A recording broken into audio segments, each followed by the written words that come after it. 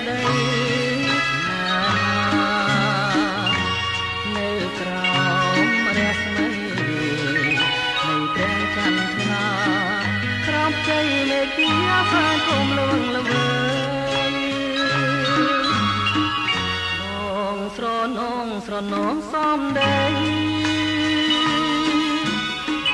ដែលស្រស់ស្រីខ្សំប្រាំឲ្យបងទៀងកាយពេលនោះមកនៅមិនទាន់មានឡើយព្រោះអ្វីត្រានត្រាយគួរហួហាត់ថាស្នេហ៍ដែលមិនស្មាននឹងបានរួមក្តីស្នេហាដល់បានជាបានកូនយ៉ានបងភ្លេចប្រានភ្លេចអ្វីទាំងអស់គ្រាដែលហួងស្រនំជាថ្មីបងអាឡ័យស្រមៃជានិច្ចអូណាទូចអើយទូចបងមិនភ្លេចឡើយ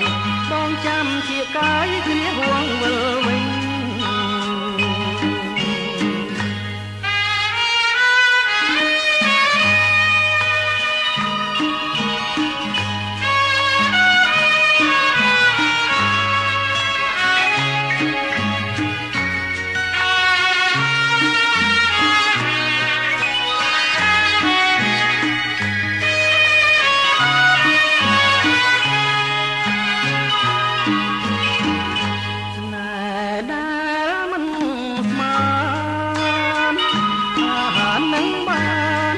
រួមក្តីស្នេហាដល់បានជាបាន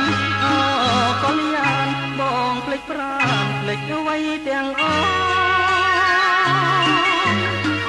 គ្រាដែលហួងស្រនំជាថ្មី